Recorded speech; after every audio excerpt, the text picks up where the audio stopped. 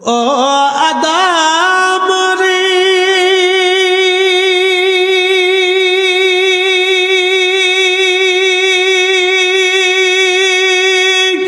পাক ধরিয়া গেছে দাড়ি দন্ত বাসে গোটা চারি সমন জারি গিয়াছে করিয়ারে সোনার আদম জিন্দেগি তোর যাই ফাঁকি দিয়া জিন্দেগি তোর যাই রে ফাঁকি দিয়া রে সোনার আদম জিন্দেগি তোর যাই ফাঁকি দিয়া ও আদম রে পাক ধরিয়া কামিনীর ওই কোলেতে কাল ঘুমেতে রইলি তুই সারা নিশি কাটাইলি তুই ঘুমাইয়া ঘুমাইয়া রে সোনার আদম জিন্দেগি তোর যাই ফাঁকি দিয়া ও বান্দা তুমি নামাজ শেষ করেছ নামাজ শেষ করার পরে তুমি জমিনের মধ্যে ছড়িয়ে পড়ো ওয়াবতাগু মিন ফাদলিল্লাহ আর আমি আল্লাহর দেওয়া রিজিকগুলি তুমি অনুসন্ধান করো তুমি রুটি রুজি করো কাজ করো চাকরি করো ব্যবসা করো শুধু কাজ আর ব্যবসা করলে চলবে না আল্লাহ বলেন নাযকুরুল্লাহ কাসীরা তোমরা এই সময় আমি আল্লাহর অত্যধিক পরিমাণে আমি আল্লাহ জিকির করো আপনি দোকানদারি করবেন আল্লাহ আল্লাহ গাড়ি চালাবেন আল্লাহ আল্লাহ আপনি কাজ করবেন আল্লাহ আল্লাহ মাঠে কাজ করবেন আপনি আল্লাহ আল্লাহ আপনি সকালে সন্ধ্যায় জিকির করবেন আল্লাহ আল্লাহ আল্লাহ আল্লাহ বলে কারণ কি যখন আপনি আল্লাহ আল্লাহ অধিক পরিমাণে জিকির করবেন মানব শরীরের মধ্যে 33 কোটি লতিফা আছে এই লতিফার মধ্যে একটা লতিফা জিকিরে জাগ্রত হবে অল টাইম আপনার কালবের মধ্যে আল্লাহ আল্লাহ আল্লাহ আল্লাহ আল্লাহ আল্লাহ আল্লাহ আল্লাহ আল্লাহ আল্লাহ চালু হয়ে যাবে যখন বান্দার মৃত্যু আসবে তখন মারদা মৃত্যুর সময় বলবে আল্লাহ আল্লাহ আল্লাহ আল্লাহ আল্লাহ আল্লাহ একসাথে জোরে বলা যাবে কি মারহাবা মৃত্যুর সময় বান্দা কি করবে আল্লাহ আল্লাহ আল্লাহ আল্লাহ এই জন্য আল্লাহ কোরআনে ওয়াজ করছেন ইয়া আইয়াতুহান নাফসুল মুতমাইন্না তুরজিই ইলা রাব্বিকি রাদিয়াতাম মারদিয়া হে নফসে মুতমাইন্না অ্যাটেনশন হে নফসে মুতমাইন্না প্রশান্ত আত্মা প্রশান্ত আত্মা প্রশান্ত আত্মা তুমি আল্লাহর আইনকে বিনয়ের সাথে তুমি মাথা নত করে আল্লাহর আইন তুমি মেনে নিয়েছো হে প্রশান্ত আত্মা কি আত্মা প্রশান্ত আত্মা আমাদের দেশে দুই ধরনের আত্মা আছে একটা হলো শান্ত আত্মা আর একটা হলো বেমারি আত্মা যে আত্মাটা অসুস্থ আত্মা একটা সুস্থ আত্মা আর একটা অসুস্থ আত্মা প্রশ্ন রাখবেন ফরিদি হুজুর অসুস্থ আত্মা কারা আমাদের দেশে দেখবেন এক পাড়ায় আর এক পাড়ায় যারা ওই কান কথা পরে ভেজাল বাড়ায় যারা বুহতান করে সগলখড়ি করে এরা হলো অসুস্থ আত্মা কথা কন না কেন ঠিক কিনা দেখবেন আমাদের দেশের কিছু পান খাওয়া বেডি আছে শুধু পান খায় আর গ্রাম ভরে এই পাড়া ওই পাড়া এই পাড়া সেই পাড়া ঘুরিয়ে ঘুরিয়ে বেড়ায়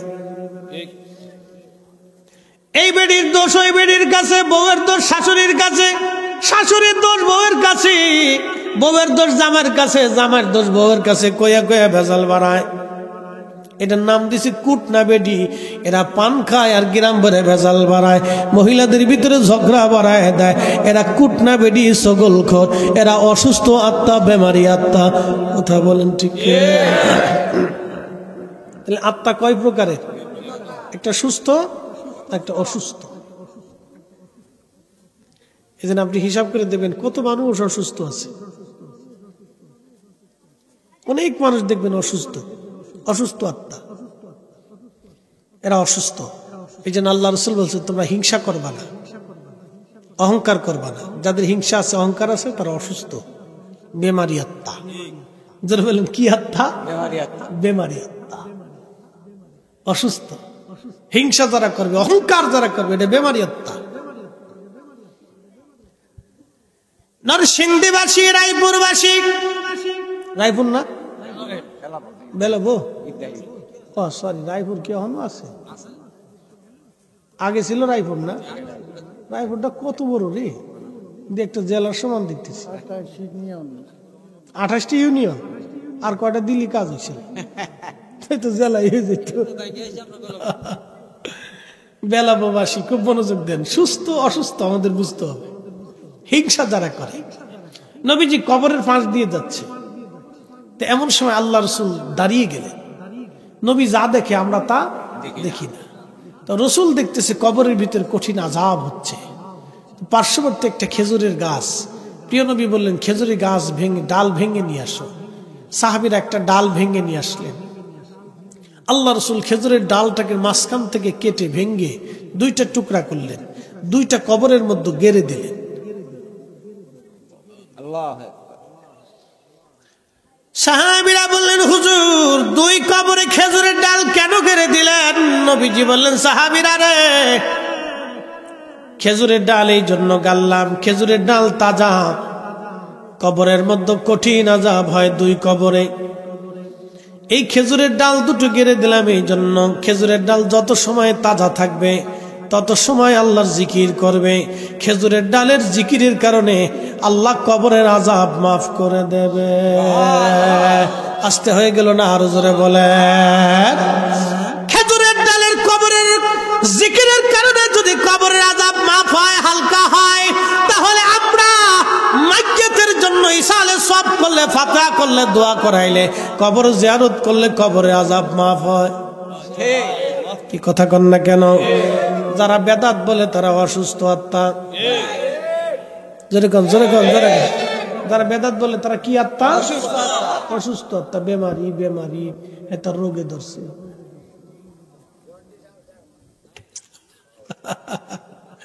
আপনি জলটিস করতে পারেন, আলসার করতে পারেন, ডায়াবেটিস করতে পারেন, কিডনি ফসা করতে পারেন, হার্টের সমস্যা, ব্লাড প্রেশার, যা কয়, ক্যান্সার ফ্যান্সার সব একসাথে হয়েছে।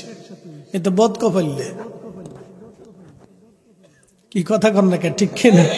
বদনসিব, অসুস্থ আত্মা। কি আত্মা? অসুস্থ আত্মা।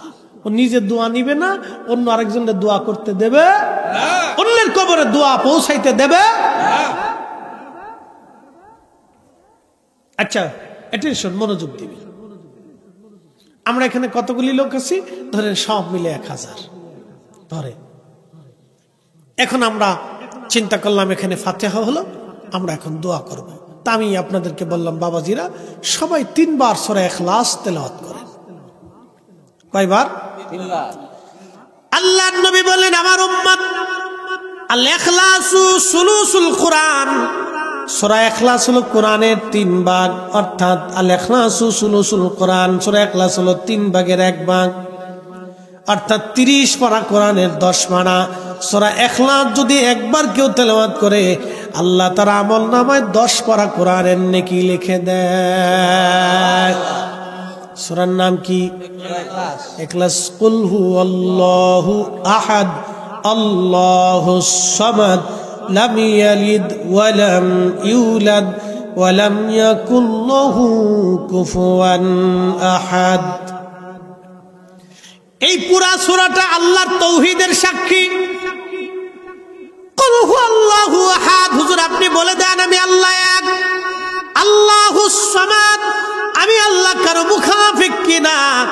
লাম ইয়ালিদ ওয়া লাম ইউলাদ, আমি জন্ম নেই না জন্ম দেই না, ওয়া লাম ইয়াকুল্লাহু কুফুয়ান আহাদ, আপনি বলে দেন আমি আল্লাহ এক, আমি আল্লাহর কোনো শরীক নাই। একবার জোরে বলবেন কি মারহাবা। আমাদের দেশে সনাতন ধর্মে যারা আছে, হিন্দু সম্প্রদায়, তাদের বিশ্বাস হলো বিদ্যার দেবতা আছে, সেই জন্য তারা সরস্বতীর পূজা করে। তারা চিন্তা করে লক্ষ্মীর দেবতা আছে, এই জন্য তারা লক্ষ্মী পূজা করে। তারা চিন্তা করে ওই যে আপনার কি বলে আপনার দুর্গার পূজা করে, তারপরে তারা কালীর পূজা করে, এরপরে গণেশের পূজা করে, এরপরে আপনার ওই লিঙ্গ পূজা করে, শিবের পূজা করে, তারপরে আপনার আরো কত কিছু আছে আমি জানি না। এই অনেক কিছুর পূজা তারা করে। তারা চিন্তা করে এটা আমার ভগবান, এটা আমার ভগবান, এটা আমার দেবতা, এটা আমার দেবতা। তাদের মধ্যে বৃষ্টির দেবতা আছে, পানির দেবতা আছে, আকাশের দেবতা আছে, সূর্যের দেবতা আছে, অন্ধকারের দেবতা আছে, মাছের দেবতা আছে, গাছের দেবতা আছে, ফলের দেবতা আছে, রিজিকের দেবতা আছে, পয়সা কড়ির দেবতা আছে। এইভাবে গুনতে গুনতে 33 কোটি, কত কোটি? তাদের বিশ্বাসে কত কোটি হয়েছে? 33 কোটি। সারা পৃথিবীতে হিন্দু আছে কত কোটি?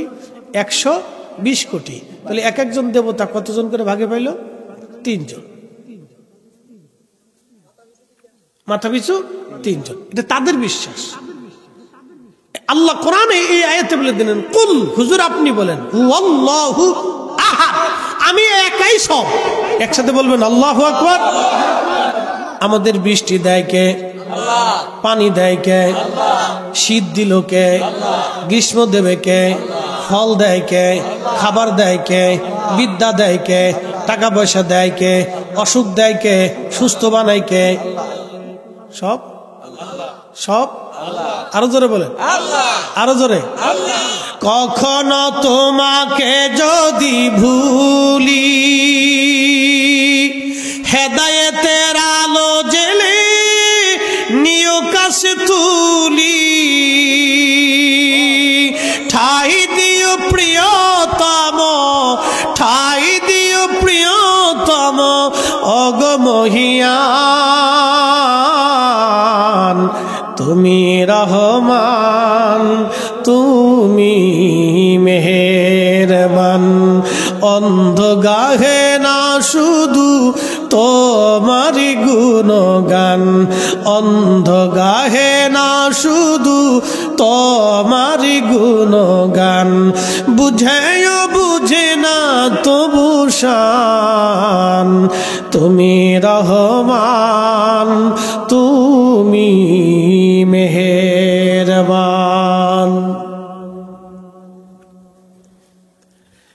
মুসলমান খুব মনোযোগ দিবেন। বেলাবুবাসী আল্লাহ সূরা ইখলাসের মধ্যে জানাই দিলেন, হাবিব উম্মতকে জানান আমি আল্লাহ এক, আল্লাহুস সামাদ, আমি আল্লাহর মুখাপেক্ষী। একসাথে বলবেন আল্লাহু আকবার। পৃথিবীতে একটা ধর্ম আছে মাজুসি, নাম কি? মাজুসিরা আগুনের পূজা করে। তারা বলে আগুন আমার খোদা, আগুন আমার দেবতা, আগুন আমারে বানাইছে, আগুন আমারে খাবার দেয়, আগুন আমারে নিরাপত্তা দেয়, আগুন আমারে সবকিছু দেয়। আচ্ছা, আপনাদেরকে প্রশ্ন করি, জবাব দিলেন। আল্লাহ কোরআনে বললেন আল্লাহুস সামাদ, আমি কারো মুখাপেক্ষী না। আগুন কিন্তু মানুষের মুখাপেক্ষী। কি কথা কর না কেন? আগুন জ্বালাইলে, জোরে বলেন, জ্বালাইলে জ্বালানি ছাড়া জ্বলে থাকতে পারে? তার জ্বলে থাকতে হলে জ্বালানি লাগবে। কি লাগবে? জ্বালানি লাগবে। আগুন একা একা জ্বলে না, জ্বালানি ছাড়া জ্বলতে পারেও না। তার মানে আগুন পর মুখাপেক্ষী। কি কথা কর না কেন? আগুন কি মুখাপেক্ষী? পর মুখাপেক্ষী। যে পর মুখাপেক্ষী হয় সে কখনো স্রষ্টা হতে পারে না। অতএব মাজুসি ধর্মে যারা অনুসারী, তারা সারা জীবন আগুনের পূজা করলো, সারা জিন্দেগি বরবাদ হয়ে গেল, কোনো কাজেই লাগলো না। কথা কোন ঠিক কিনা? বাইজিদ বুস্তামি রহমাতুল্লাহ, মনোযোগ দিবে। বাইজিদ বুস্তামি রহমাতুল্লাহ আলাইহি তিনার বাড়ির পাশে এক মাজুসি ছিল, তার নাম ছিল শামাউন। বর্তমান যে ইরান, এই ইরানের আদিবাসীরা আগুনের পূজারী ছিল। তো বোস্তান নগরে ওনার প্রতিবেশী ছিল এই মাজুসি, আগুনের পূজারী। তো আগুন পূজারীদের ধর্ম যাজক ছিল, আগুন পূজারীদের হুজুর ছিল। তো সারা জীবন সে আগুন পূজা করছে। তার আগুনের যে মন্দির ছিল একটা দিনের জন্য কখনো নিভাইত না, ওটা জ্বলতে থাকতো, আগুন জ্বালাই রাখত। মৃত্যুর পূর্ব সময়ে বাইজিদ বুস্তামি আগুনের পূজারীর কাছে যে বলতেছে, শামাউন 40 বছর ধরে তুমি আগুনটাকে সেজদা দিলা, খোদা মনে করলা, প্রভু মনে করলা। শামাউন তুমি মৃত্যু সজ্জায়। শামাউন, আমি বাইজিদ তোমার প্রতিবেশী, তোমাকে তো দাওয়াত দিতেই হয়। আমি তোমাকে শেষ মুহূর্তে কালেমার দাওয়াত দিলাম, তুমি লা ইলাহা ইল্লাল্লাহ, আল্লাহর একত্ববাদে এবং আমার রাসূল আখিরি নবীতে তুমি মেনে নাও।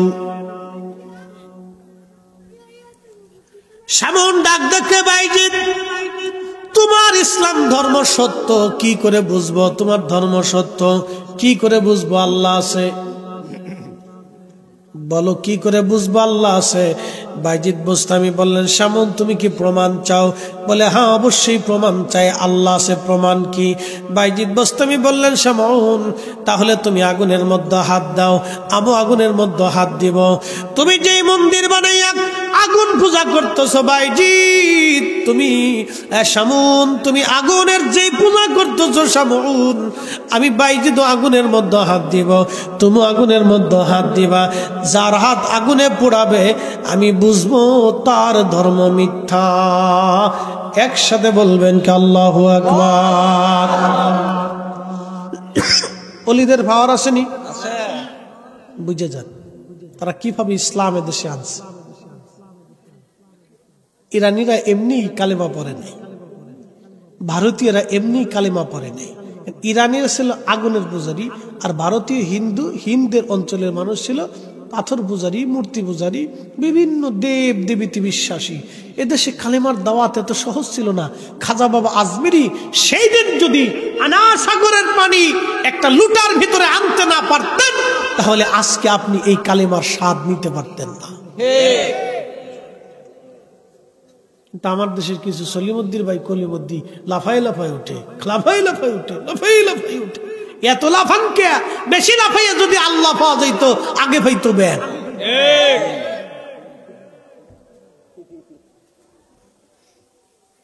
কি কথা বল না কে?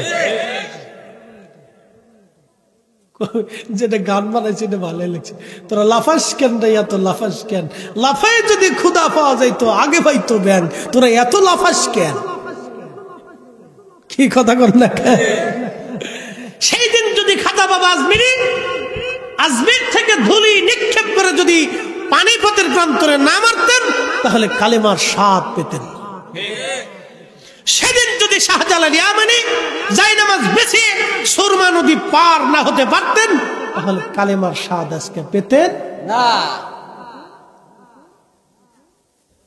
চিনি খাইছি মাগার মোল্লা চিনি নাই, খালি লাফায় আর খালি লাফায় আর লাফায়।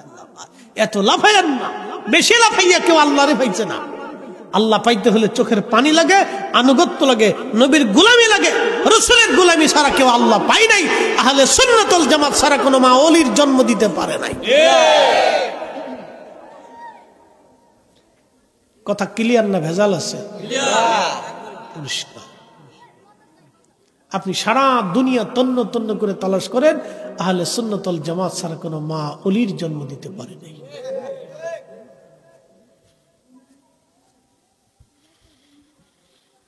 প্রিয় মুসলমান, খুব মনোযোগ দিবেন। হাজিরিন, হযরত বাইজিদ বুস্তামি রাহমাতুল্লাহ আলাইহি উনি শামাউনকে ডাক দেয়া বলেন, শামাউন রে, আগুনের মধ্যে হাত দিয়ে দাও। শামাউন চিন্তা করে, আমি যদি আগুনে হাত দেই তাহলে আগুন তো আমার আর খাতির করবে না। কথা তো সত্য, ভেতরে তো আগুন খাতির। সামন চিন্তা করে আমি আগে হাত দেব না, বাইজিদ আগে দিক। বাইজিদ আগে দিলে তো বাইজিদের হাত অবশ্যই পুড়ে যাবে, আর আমি তখনই বলবো বাইজিদ তোমার ধর্ম মিথ্যা। বাইজিদ তুমি আগে হাত দাও, প্রমাণ হয়ে যাক তোমার ধর্ম সত্য না আমারটা ধর্ম সত্য। তুমি আগে হাত দাও, যেহেতু তুমি চ্যালেঞ্জ করছো। আল্লাহর ওলি বাইজিদ বুস্তামি হাত আগুনের মধ্যে বিসমিল্লাহ বলে ঢুকাই দিলেন। আগুন জ্বলে কিন্তু বাইজিদ জ্বলে না।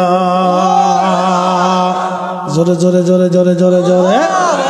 এ ওলি আল্লাহর বাংলাদেশ, শহীদ গাজীর বাংলাদেশ, রহম করো আল্লাহ, রহম করো আল্লাহ।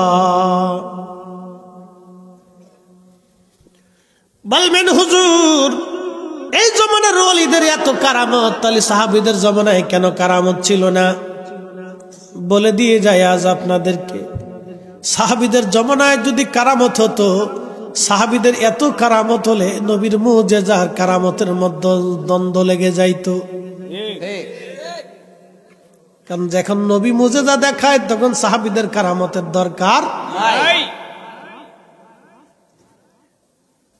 যেখানে হাজার কোটি বিলিয়ন ট্রিলিয়ন নগণিত পাল্পের বার বাল্ব যেখানে জ্বলতেছে সেখানে 25 পাওয়ারের কোনো ভ্যালু নাই। যেখানে রাসূল সেখানে সাহাবীদের কারামতের দরকার। কি কথা কন না কেন? আর আপনারা যুক্তি দিবেন যে সাহাবীদের কারামত নাই কেন? বলে না কে এত খাজা বাবার কারামত পায়, শাহজালালের কারামত পায়, সাহাবীদের কারামত পায়। আরে বেটা, সাহাবীদের কারামত দিয়ে কি করবা? সাহাবীরা যার ছাত্র ছিল তিনার মুজিজার উপরে সৃষ্টিতে কারো মুজিজা নাই। সব নবীরে আল্লাহ যত মুজিজা দিছে তার চেয়ে 70 গুণ মুজিজা আল্লাহ আমার নবীরে দিছে। আল্লাহু আকবার, ইয়া রাসূলুল্লাহ, জিন্দাবাদ। সাহাবীদের আর কারামতের দরকার আছে নাই।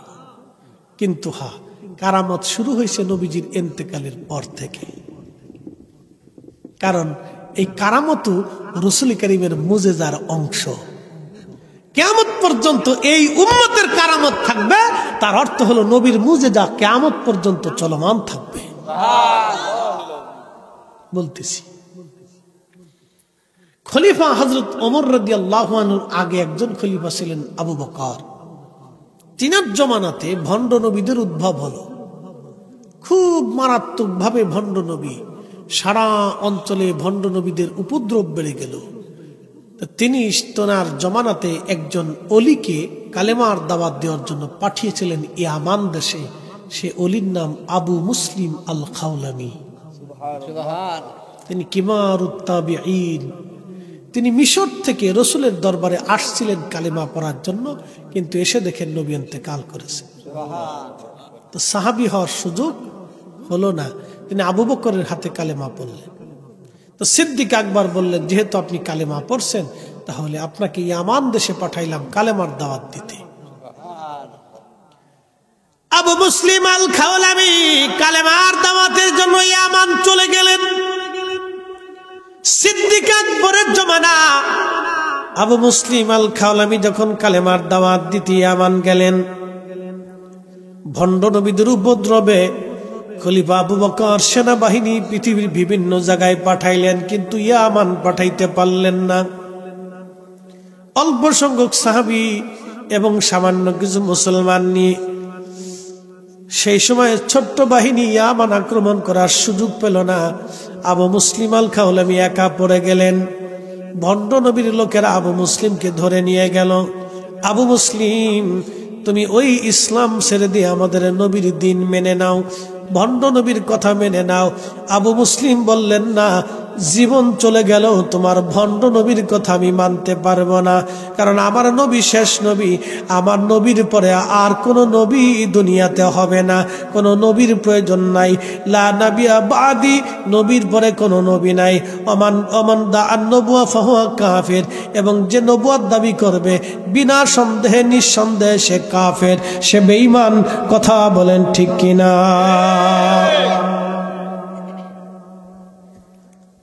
শ্রেষ্ঠ নবী দিলাম রে তরিয়ে নিতে রোজ হাসরে পথ না ভুলি তাই তো দিলে পাক কুরআনের বাণী খুদা তোমার মেহেরবানি সুন্দর ফুল সুন্দর ফল মিঠা নদীর পানি খুদা তোমার মেহেরবানি খুদা তোমার মেহেরবানি। ভণ্ড নবীর লোকেরা বলল আবু মুসলিম যদি তোমার নবীর দিন ছেড়ে না দাও তাহলে তোমাকে আগুনের মধ্যে পুড়িয়ে মারবো। আবু মুসলিম আল খাওলাবি ডাক দে বলেন হে ভণ্ড লোকের নবীর উম্মতেরা আমার নবী যদি আখিরি নবী হয় তাহলে আমি মুসলিম আল খাওলাবি আগুনে পড়ব না, আর যদি তোমাদের নবী ভণ্ডটা সত্য হয় তাহলে আমি আগুনে পুড়ে যাব। তোদের কলিজায় সাহস থাকলে আমার আগুনে ফেলাইয়া দেখ। আল্লাহু আকবার কবীরা। হয় না জোরে বলেন, জোরে জোরে জোরে জোরে একসাথে বলেন আল্লাহু আকবার। চিৎকার মেরে বলেন ইয়া রাসূলুল্লাহ। আজকে আমার দেশের ৯০ পণ্ডিতে আজম কি ইয়া রাসূলুল্লাহ স্লোগান, নারায়ে রিসালাতের ফালতু স্লোগান। এই সমস্ত আজারে বাজারে কোথা থেকে এক একটা প্লেন হুজুর আবিষ্কার হয় জানি না। রকেট হুজুর, প্লেন হুজুর, ঠেলেন হুজুর, হ্যাঁ নায়িকা হুজুর, কত হুজুর দেশে আসতেছে আল্লাহ জানে। শুনে যান আজ ইয়ামামার যুদ্ধে ভণ্ড নবীদের বিরুদ্ধে ১৫,০০০ সাহাবী যখন ইয়ামামার কাদেশের প্রান্তরে ইয়ামামার যুদ্ধে জিহাদ করতেছিলেন, জিহাদের এক পর্যায়ে মুসাইলামাতুল কাজ্জাবের বাহিনীর কাছে মুসলমান হেরে হেরে যাচ্ছিল। তখন খালিদ বিন ওয়ালিদ রাদিয়াল্লাহু তাআলা আনহু হুঙ্কার দিয়ে জিহাদের ময়দানে ঝাঁপিয়ে পড়ে বললেন আমি খালিদ বিন ওয়ালিদ, আমি মুসলিম, আমি আখিরি নবীর উম্মত, আমি মৃত্যুকে ভয় পাই না, আমি মরণকে ভয় পাই না, শাহাদাতের জন্য জমিনে এসেছি। এই কথা হুঙ্কার মেরে যখন জিহাদের ময়দানে ঝাঁপিয়ে পড়লেন ১৫,০০০ সাহাবী তখন একটা চিৎকার মারতেছিল ইয়া মুহাম্মাদা ইয়া মুহাম্মাদা ইয়া মুহাম্মাদা ইয়া মুহাম্মাদা ইয়া মুহাম্মাদা। একবার জোরে বলা যাবে কি ইয়া রাসূলুল্লাহ? তাহলে বলেন আল্লাহ স্লোগানের পরে আমার রাসূলের স্লোগান আছে না নাই? হ্যাঁ হাত উঁচু করে বলেন আছে না নাই? চলবে কি চলবে না? ওরা ১০০০ বছর চেষ্টা করলো নারায়ে রিসালাতের স্লোগান আমরা সুন্নিরা বেঁচে থাকতে বন্ধ হবে না।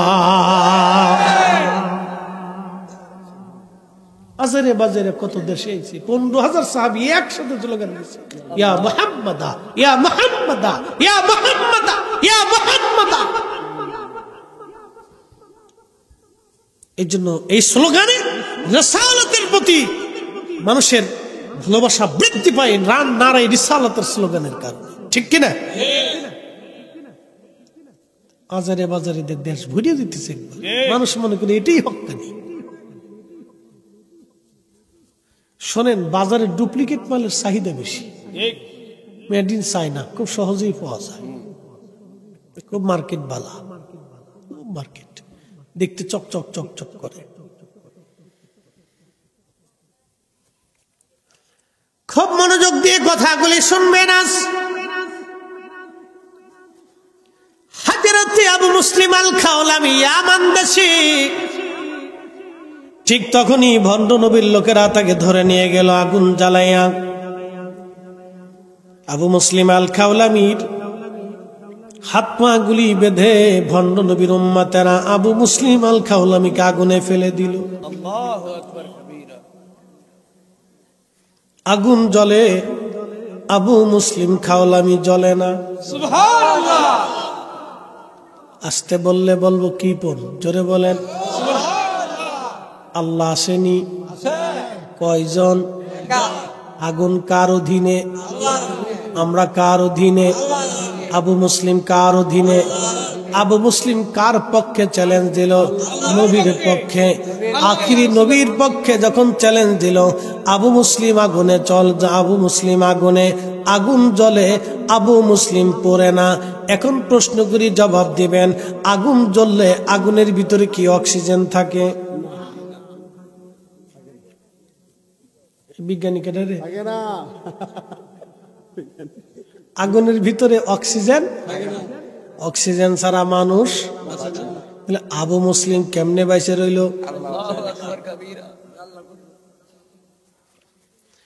আগুনও তার, অক্সিজেনও তার, আবু মুসলিমও তার।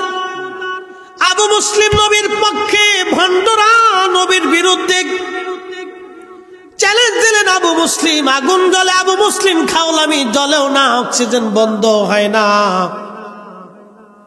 তিনি আমার সেই রব, আমার আল্লাহ বলে দিলেন, হুজুর উম্মতকে জানায় দেন, উম্মতকে জানায় দেন, ইন্নাল্লাযীনা আমানু ওয়া আমিলুস সালিহাতি উলাইকা হুম খায়রুল বারিয়া। ইমানে আমলে, ইমানে আমলে, ইমানে আমলে যারা পাকা পাকা হবে, আল্লাহ বললেন তারা জগৎ সমূহের মধ্যে তারা সেরা, তারা সেরা, তারা শ্রেষ্ঠ, তারা শ্রেষ্ঠ, তারা মহান, তারা মহান। একবার অলিরাই মহান, অলিরাই শ্রেষ্ঠ। আপনি যতই চিল্লা ফাল্লা করেন, খাজা বাবা আজমিরির শান কমানো সম্ভব হবে না, আবু মুসলিম আল খাওলামির ইজ্জত কমানো সম্ভব হবে না, শাহজালাল ইয়ামানি মুজাররিদের ইজ্জত সম্মান কখনো কমবে না। কি কথা বলেন, ঠিক কিনা?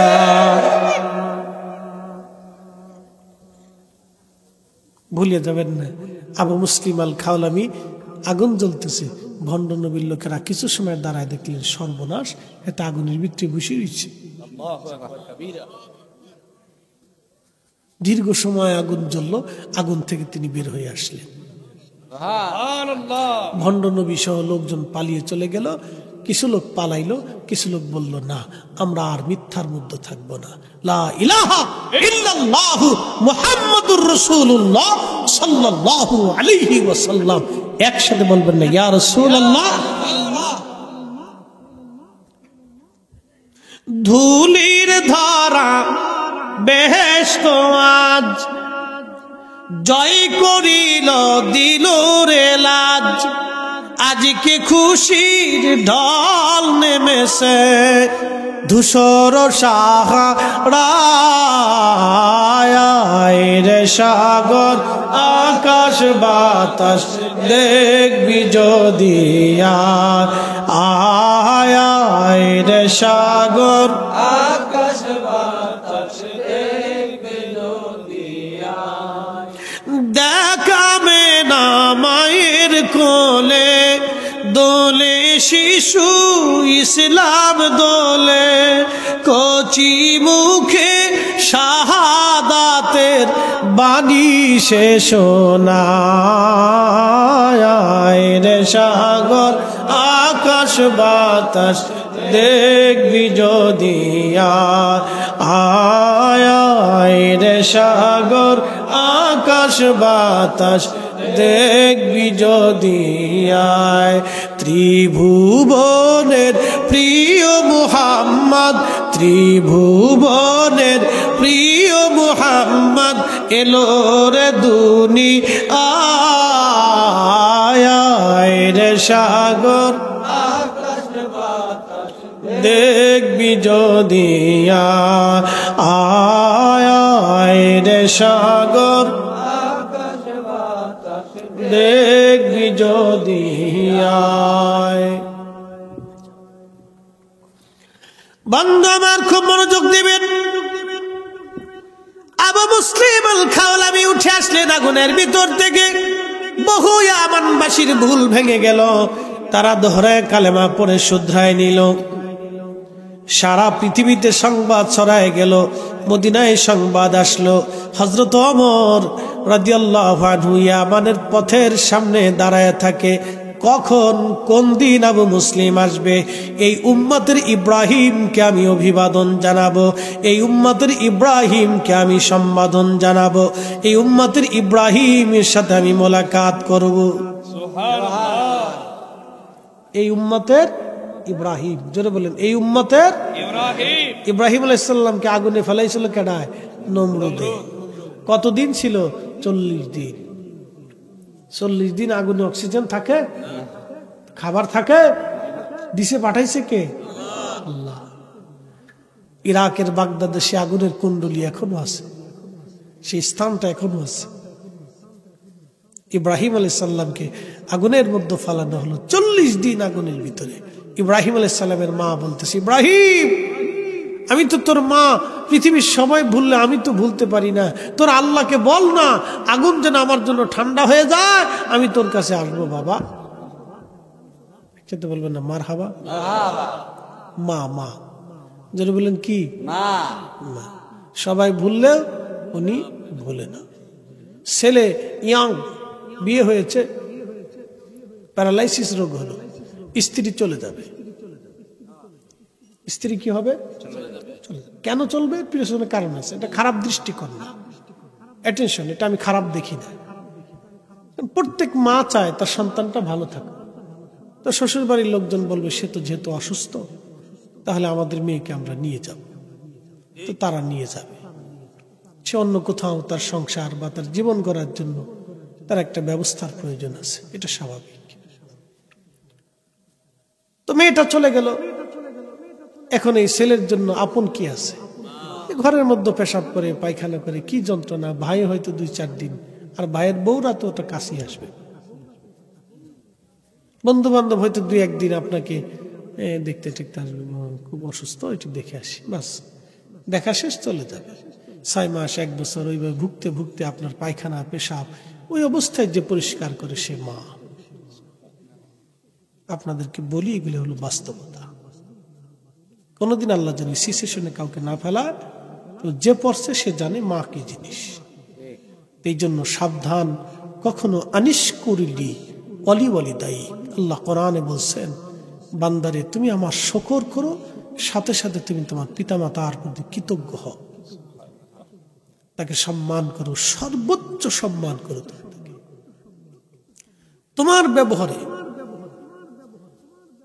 তোমার ব্যবহারে যেন সে যেন উফ শব্দটা পর্যন্ত না করে। অখফিস লাহুমা দানাহা দুল্লি মিনার রাহমা, তুমি তার সমস্ত দয়াকে তুমি তার জন্য ঢেলে দাও, তোমার ভালোবাসাটাকে তার জন্য পরিপূর্ণ করে দাও। আল্লাহ কোরআনে আমাদেরকে পাঠ পাঠ করে শিক্ষা দিছে। এই জন্য এটা হলো বাস্তবতা। কখনোই ভুলটা যেন কারো জীবনে না আসে। 3টে জিনিস পাবেন। মার খেদমত যদি করতে পারেন, 1 নম্বর হায়াত, 2 নম্বর দৌলত, 3 নম্বর ইজ্জত। হায়াত, দৌলত, ইজ্জত। হায়াত, দৌলত, ইজ্জত দুনিয়াতে পাবেন যদি খেদমত করতে পারে। আর উনি যদি আসমানে হাত বাড়ায় তো কবুল হয়ে যাবে। একসাথে বলবেন না আল্লাহু আকবার। উনি হাত বাড়ালে কি হবে? আসমানে কবুল হয়ে যাবে, মনে রাখবেন। হযরত ইব্রাহিমের মা বলে, ইব্রাহিম আমি তোমার কাছে আসতে চাই, তোমার রবকে বলো তোমার জন্য আগুন যেমন ঠান্ডা হয়েছে, আমার জন্য আগুন যেন ঠান্ডা হয়। ইমাম ইবনে কাসির আল বেদায়ের মধ্যে লেখেন, আল্লাহ কি ইব্রাহিম ডাক দিয়ে বলেন, রাব্বি আমার মা আসতে চায়। আল্লাহ অনুমতি দিলেন। ইব্রাহিমের মা খাবার দাবার নিয়ে হযরত ইব্রাহিম আলাইহিস সালামকে আগুনের কুণ্ডলীর মধ্যে বসে বসে মা সন্তানকে আদর করে খাবার খাওয়ায় চলে আসলো। একবার জোরে জোরে বলা যাবে কে মারহাবা। কখনো তোমাকে যদি ভুলি, হেদায়েতের আলো জেলে নিউ কাছে তুলি, ঠাই দিও প্রিয়তম, ঠাই দিও প্রিয়তম, অগমহিয়ান তুমি রহমান, তুমি মেহেরবান।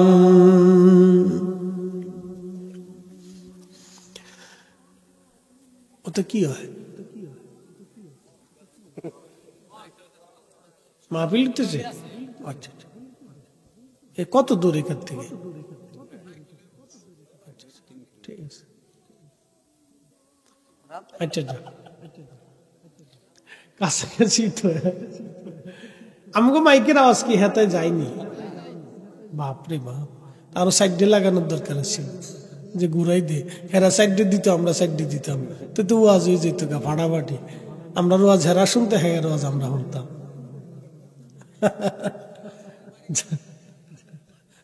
আল্লাহর ইচ্ছা সব একসাথে জোরে বলি তো আল্লাহু আকবার। আবু মুসলিম আল খাওলামি সুদূর ইয়ামান থেকে রওনা করলেন মদিনার পানে।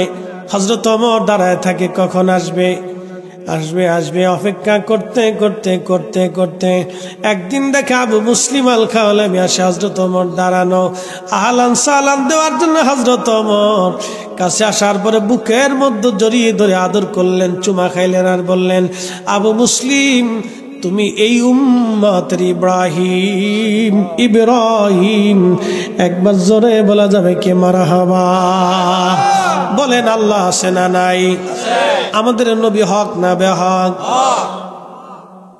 একবারে বাস্তব তাজা ঘটনা, তাজা, লক্ষ লক্ষ মানুষ এই ঘটনার সাক্ষী, তাজা ঘটনা, একবারে তাজা ঘটনা সাহাবীদের জমানায়। কে বলছে সাহাবীদের জমানায় কারামত ছিল না? বেটা কিতাবই তো বলে না, কি কথা কর না কেন?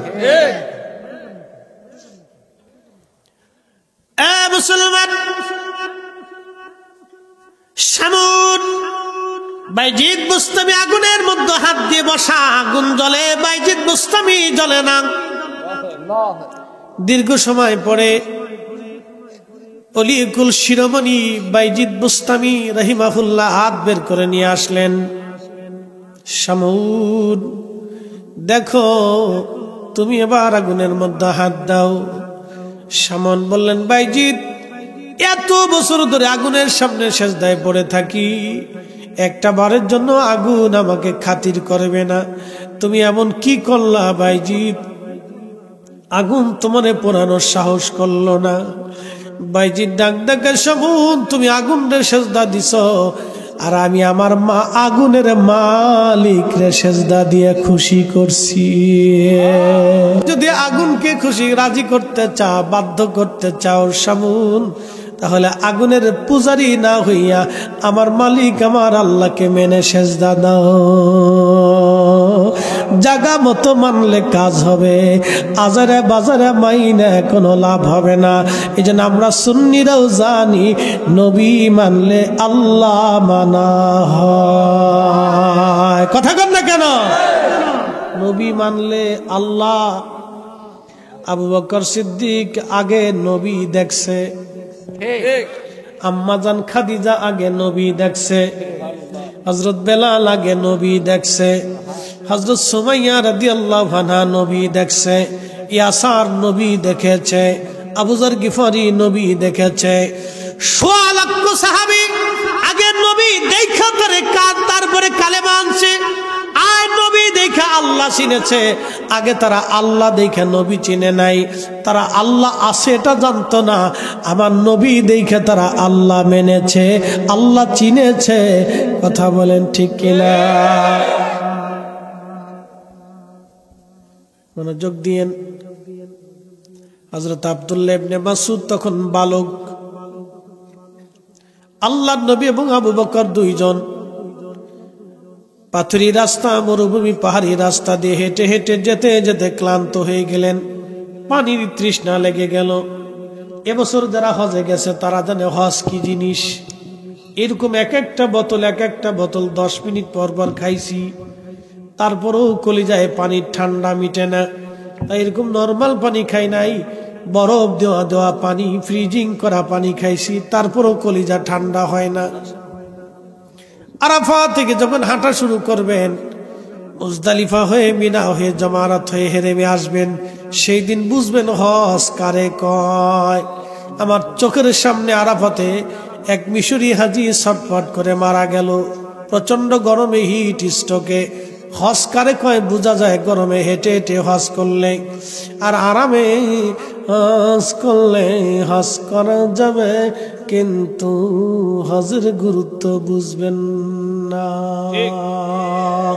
এই জন্য বুড়াকালে হজের চাইতে জোয়ানকালে হজ করা ভালো। আমাদের দেশের বহু মানুষের হজ ফরজ। ওরে যাচ্ছি কবরে, হাসরে কবরেই তো যাইতে হবে আমাদের, কবর ছাড়া আর কি রাস্তা আছে? কবর ছাড়া রাস্তা নাই, ওখানেই যাওয়া লাগবে। আজ অথবা কাল 1 ঘন্টা পরে হলেও যাইতে হবে। তো লাস্টের দিকেই যাই, জীবনের শেষে যেহেতু কবরে যাইতে হবে, তো শেষের দিকেই কবরে চলে যাচ্ছি। চিন্তার কোনো কারণ নাই, আমি কবরে আসতেছি, কবরে ওয়াজ রাইখে আইছি। একসাথে বলবেন আল্লাহু আকবার। ইসলাম সত্য, দিন সত্য, ইমান সত্য, এগুলি বুঝতে হলে আপনাদেরকে প্র্যাকটিক্যাল বুঝাইতে হবে। প্র্যাকটিক্যাল কিছু বাস্তব ঘটনা আপনাদেরকে না বললে একই আসবে না। এই জন্য পৃথিবীতে কারামত আল্লাহ কেন দিলেন? ওলিদের কারামত কেন দিছে? কারামত দিছেন হলো বাস্তব আল্লাহকে বুঝার জন্য। কথা ঠিক কিনা? আল্লাহ যে আছে কি করে বুঝবে? নবী যে তিনি নবী, তাহলে সাহাবে কিরাম কি করে বুঝতেন? এই জন্য আল্লাহ মুজিজা দিছেন। কথা ঠিক কিনা? তো নবীজি যাচ্ছেন, তো পানির তৃষ্ণা। এমন সময় আবু বকরকে বলেন, আবু বকর রে, পানি কোথাও পাওয়া যাবে? বলে হুজুর এই মরুভূমিতে পাহাড়ি পাথর, পাহাড়ি অঞ্চলে কোথায় পাবো? বলে দেখো কোনো রাখাল আছে কিনা, যদি ছাগলের পাল নিয়ে আসে তাহলে তার কাছ থেকে তো পানি পেলেও পাওয়া যেতে পারে। তো দেখতেছে একটা বালক অনেকগুলি ছাগল নিয়ে পাহাড়ি চর দিয়ে চড়ে বেড়াচ্ছে। তো পাহাড়ের কোনায় কোনায় কোনায় কোনায় আরবে দেখছেন ঘাস হয়, দেখতে মনে হয় যে মরা মরা ঘাস, কিন্তু ওটাই খায় ছাগলে, উটে, ছাগলে, ওগুলি খেয়ে খেয়ে বেঁচে থাকে। তো আল্লাহর নবী এবং আবু বকর দুইজন কাছে কাছে গেলেন, বালককে ডাক দিয়ে বলেন, বালক তোমার নাম কি? বলে আমার নাম আব্দুল্লাহ। নামটা শুনে নবী খুশি হয়ে গেলেন। আব্দুল্লাহ, তোমার কাছে কি কোনো পানি আসেনি? আব্দুল্লাহ বলেন, না আমার কাছে কোনো পানি নাই। আব্দুল্লাহ, যদি পানি না থাকে একটা কাজ করো, তোমার একটা ছাগল দহন করে আমাকে কিছু দুধ পান করাও, আমার অনেক বড় তৃষ্ণা লেগেছে, কলিজা শুকায় গেছে আমার। আব্দুল্লাহ, আব্দুল্লাহ ইবনে মাসউদ এই উম্মতের সবচেয়ে বড় মুফতি সাহাবী ছিলেন তিনি। তিনার বালককালের ঘটনা। তো তিনি বলতেছেন, আমি তো তাকে চিনি নেই তখনও। আমি বললাম, আপনি কে? আপনাকে তো চিনি না, কিন্তু আমি তো ছাগলের মালিক না, মালিক তো আর একজন, তা আমি মালিকের অনুমতি ছাড়া আপনাকে দুধ দিতে পারি না। একসাথে বলবেন আল্লাহু আকবার। আমাদের বেডিরা স্বামীর অনুমতি ছাড়া ফুচকা খেয়ে বেড়ায়, শটপটি খেয়ে বেড়ায়। কি কথা কন না কেন? আস্তে কন, জোরে কন, পুলিশে ধরবে না, বেডিরা ধরে নিয়ে যাবে। কোনটা? স্বামীর অনুমতি ছাড়া মার্কেটে চলে যাচ্ছে, স্বামীর অনুমতি ছাড়া ফুচকা খেয়ে বেড়াচ্ছে, স্বামীর অনুমতি ছাড়া চটপটি খেয়ে বেড়াচ্ছে। বেটারা খুশি মনে নাম দিয়েছে বিসমিল্লাহ চটপটি হাউস। ব্যবসা বালা, খুব বালা, বিসমিল্লাহ চটপটি হাউস। বলতেছে, আমি অনুমতি ছাড়া কি করে আপনাকে দুধ দেব? দিতে পারবো না। আল্লাহর নবীর চেহারা চকচক করতেছে, বড় আমানতদার ছেলে। আমাদের দেশে এরকম আমানতদার কোথায় পাবেন খুঁজে? হ্যাঁ, খুব মুশকিল। টাকা হাওলাত দিয়ে দেখেন, তারপরে বুঝবেন আমানত কারে কয়। আমানত মরে গেছে, আমানত দুনিয়াতে নাই, ওরা কবর দিয়ে শেষ করে দিয়েছে, যা চলে যা। খালি টাকা হাওলাত দিয়ে দেখবেন যে আমানত কোথায় আছে। দেখবেন বৈরবের ব্রিজের নিচে পড়ে গেছে আমানত, লাইন। আর দোকানে বাকি দিয়ে দেখবেন, তাহলে বুঝবেন যে আমানত কারে কয়। খালি বাকি দিবেন, দেখবেন যে আমানত কারে কয়। কত মুসলমান বাকি নিয়ে চলে যাবে আর জীবনে দেখাই করবে না। পরে দেখা করবানি তো কিয়ামতের ময়দানে হাল খাতা নিয়ে বসতে হবে, যে যা আছেন দিয়ে যান। কি কথা কন না কেন? যা পাবো আজকে দিয়ে যান। আমানত মরে গেছে। নবী বলছেন, উম্মত ওয়াদাউল আমানা, কিয়ামতের একটা আলামত তোমরা শুনে যাও, আমানত নষ্ট হয়ে যাবে, আমানত মরে যাবে, আমানত ধ্বংস হয়ে যাবে। পৃথিবীর কোথাও তুমি আমানত পাবে না। আপনি আজকে তাই দেখেন, মানুষ কেউ কারো কাছে টাকা রাখে না, অবিশ্বাস করে মানুষ ব্যাংকে রাখে। ছেলে, বাপ ছেলের পর্যন্ত বিশ্বাস করতে পারতেছে না। কথা কন না কেন? বাবা ছেলেকে পর্যন্ত বিশ্বাস করতে পারতেছে না, নিজের অ্যাকাউন্টে টাকা জমা করে রাখতেছে। কারণ কি? ছেলেকে বিশ্বাস করা যাচ্ছে না। কোন ছেলে নিয়ে, কোন মেয়ে নিয়ে লুটুর বুটুর করে পলাই চলে যাবে, কোন খোঁজ খবর নাই। বিশ্বাস করা মুশকিল। জরিনা লয়ে ভাইয়ে গেছে গা, আমানত ভৈরবের ব্রিজের নিচে পড়ে শেষ। কথা ক্লিয়ার, কোনো ভেজাল বুঝেল নাই। যাগ্যা যাগ্যা কথা কইস না, ওর আব্বা যাক, ওর খালু যাক, মামু যাক, সব চলে যাক, তুই থাকলিস রে, তুই যাস না। মুসল্লি খুব করা, আপনাদের এলাকার বড় বড় মুসল্লিরা খুব করা মুসল্লি, বুঝলেন না? ছোট ছোট মুসল্লি সব মাহফিলের ভিতরে চুপচাপ বয়ে থাকে, একসাথে বলবেন আল্লাহু আকবার। এটা সুলক্ষণ, আগামী দিন আমরা কবরে চলে যাব, ওরাই থাকবে। কথা বলেন ঠিক না বেঠে? প্রিয় বেলাবাসী, মনোযোগ দিয়ে শুনে যাবেন। হাজিরিন, হযরত আব্দুল্লাহ ডাক দিয়ে বলতেছে, কে গো আপনি? দুধ দেওয়া যাবে না, আমি মালিকের অনুমতি ছাড়া দুধ দেব না। নবীজি বলেন, আব্দুল্লাহ রে বেটা, সুন্দর কথা বলেছ তুমি, যদি এই দুধওয়ালা ছাগল থেকে দুধ দহন করে তুমি না দাও, তাহলে যেই ছাগলের দুধ হয় না, যে ছাগলের বাচ্চা হয় নাই, ওই ছাগি আমাকে একটা দাও, আমি তার দুধ দহন করে দোয়াই খাবো। জোরে জোরে জোরে জোরে, তাহলে তোর তোমার আমানত নষ্ট হবে না। যে ছাগলের বাচ্চা হয় নাই, যে ছাগলের দুধ হয় নাই, তুমি ওই ছাগল আমাকে একটা দাও, আমি তার থেকে দুধ দহন করে নিই। তো নিলেই তো আর তোমার আমানতের খেয়ানত হচ্ছে না, তো তুমি আমাকে এরকম একটা ছাগল দাও না। আব্দুল্লাহ চিন্তা করে, এটা আবার কেমনে সম্ভব?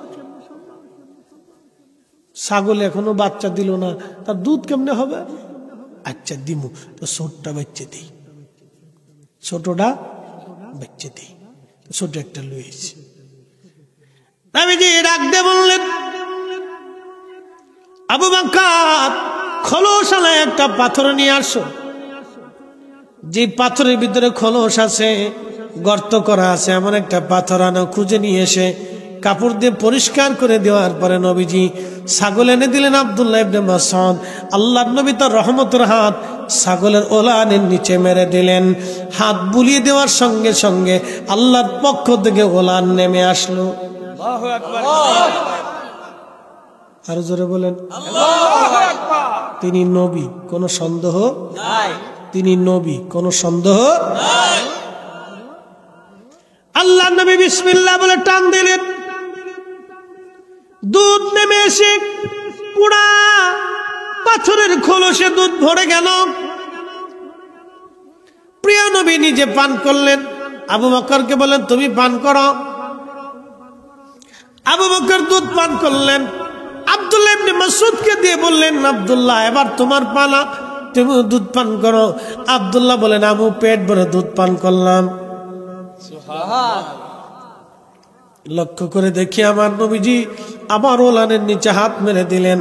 ওলানটা আবার আগের জায়গা মতো একবারে মিশে গেল। এর মনে হচ্ছে কোনো দুধই তার হয় নাই, কখনো তার বাচ্চা হয় নাই, কোনো দুধই তার হয় নাই, কোনো ওলানি তার নাই। তিনি নবী নবী নবী, এটা নবীদের মুজিজা। এটা দেখাইয়া বহু মানুষকে তিনি আল্লাহর পথে ডেকেছেন। কথা বলেন ঠিক কিনা? ওয়াদাইয়ান ইলাল্লাহি বিইযনিহি ওয়া সিরাজাম মুনীরা।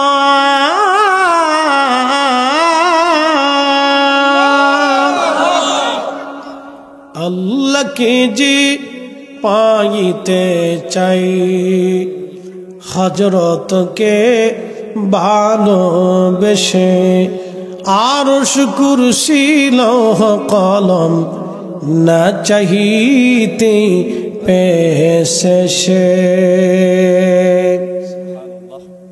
সূরার নাম কি? ইখলাস। সূরার নাম কি? ইখলাস। কয়বার পড়লে এক খতম? 3 বার। জোরে বলেন, জোরে বলেন, কয়বার? 3 বার সূরা ইখলাস পড়লে এক খতম। এখানে আমরা 1000 মানুষ, মনে আছেন আপনাদের ওয়াজ? আবার জায়গা মতো চলে গেছি। আমরা এখানে 1000 মানুষ। এই 1000 মানুষ যদি একবার করে সূরা 3 বার ইখলাস সূরা 3 বার পড়ে, তাহলে খতম হয় কয় হাজার? আমরা 1000 হইলে 1000 খতম। একসাথে বলবেন না মারহাবা? খেজুরের ডাল জিকির করে কার? আল্লাহ। কবরে খেজুরের ডাল নবীজি গেড়ে দিলেন। খেজুরের ডাল জিকির করে কার? আল্লাহ। আমরা সূরা ইখলাস পড়ে জিকির করি কার? আল্লাহ। খেজুরের ডালের জিকিরে যদি কবরে আযাব বন্ধ হয়, তাহলে আমাদের কোরআন তেলাওয়াতে সূরা ইখলাস তেলাওয়াতে কবরের আযাব বন্ধ হতে পারে কি পারে না? তাহলে আমাদের বেশি বেশি ফাতিহা করার দরকার, বেশি বেশি করে মৃতদের জন্য দোয়া ইস্তেগফার করে বাড়িতে কোরআন খতম দিয়ে মিলাদ মাহফিল করা দরকার। ওরা বেদাত বেদাত করে চিল্লায় চিল্লায় গলা শুকাইতে থাকুক, আমরা সুন্নিরা করতে থাকবো করতে থাকবো। কথা কন না কেন? একদিন মাটি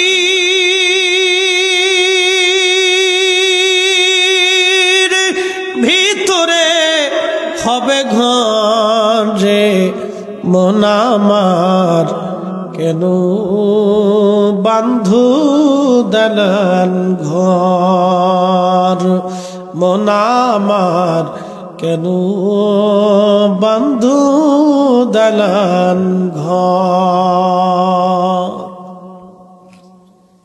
এ বন্ধু, রাত্র যদি এখন 2টা বাজে, রাত 2টার সময় আপনারা বসে আছেন, জানি একটা প্যাকেটও তাবারক নাই।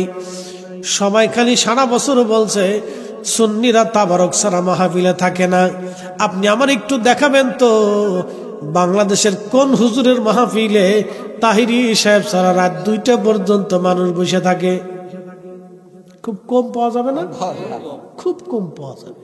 তার মানে আপনারা সিন্নির লোভে বসে রয়েছেন না, আপনারা আল্লাহকে ভালোবেসে রসুলকে গোলামের জন্য বসে আছেন। কথা বলেন ঠিক না? ঠিক। আজকে কোনো সিন্নি টিন্নি নাই। তোরা আবার ফলাই যাস নি, কিন্তু তোরা আসুস নি বাবা, তোরা আসুস নি, মনোজাত পর্যন্ত আসুস নি, কিন্তু সিন্নি টিন্নি কিন্তু নাই, তাবারক নাই, কিন্তু মন খারাপ করিস নি, আসুস নি। ওরা জান নেই বই রয়েছে, মারহাবা কর না। ওরা জানে যে চারপাশে কোনো তাবারকের ডেক্সি বাড়ি বুড়ি দেয় নাই, কোনো শব্দ হয়নি আজকে, এই জন্য বসে রয়েছে। আজকে হলো পরীক্ষায় আপনারা পাস, আলহামদুলিল্লাহ। কেন পাস? আমি পাস করিনি তো, আল্লাহ নিজে পাস করাইছে। কে পাস করাইছে? আল্লাহ। وَلَنَبْلُوَنَّكُمْ بِشَيْءٍ مِّنَ الْخَوْفِ وَالْجُوعِ وَنَقْصٍ مِّنَ الْأَمْوَالِ وَالْأَنفُسِ وَالثَّمَرَاتِ। রাত 2টার সময় ওয়াজ করতেছি, মনে হচ্ছে বাদশা ওয়াজ করতেছি। বেলাপুর মানুষ শক্ত আছে, বোঝা যায়, মনে হচ্ছে বাদ এসা ওয়াজ করতেছি। وَلَنَبْلُوَنَّكُمْ بِشَيْءٍ مِّنَ الْخَوْفِ وَالْجُوعِ। আল্লাহ বলেন তোমাদেরকে পরীক্ষা করব, তোমাদেরকে ভয় দেখায় পরীক্ষা করব। অতিবৃষ্টি, অনাবৃষ্টি, ঝড়, সাইক্লোন, জীবনপাত, শস্য শ্যামল নষ্ট করে তোমাদেরকে বিভিন্ন উপায়ে আমি আল্লাহ পরীক্ষা করব। আজকের মাহফিলে যারা বসলো তারা পার, যারা আসলো না তারা ফেল।